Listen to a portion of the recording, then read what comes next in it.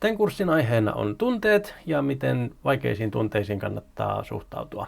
Mun nimi on Juuso Voltti ja mä oon vuodesta 2016 lähtien tehnyt tunnetaitojen valmennusta ja sen yhteydessä sekä oppinut todella paljon tunteista, mutta myöskin huomannut, että miten paljon kysyntää tälle aiheelle on.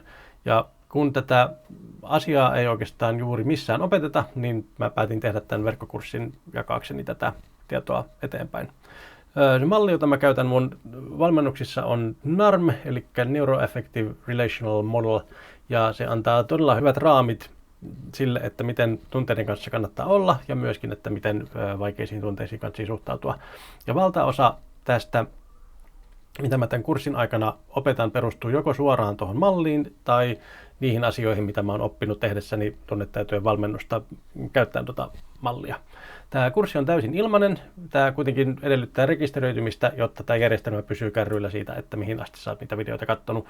Ja toisaalta sitten, kun on rekisteröitynyt, pääsee myöskin tarvittaessa esittämään kysymyksiä. Eli käyppä rekisteröitymässä ja ei muuta kuin nähdään ensimmäisellä oppitunnilla tuolla kurssin puolella. Moikka!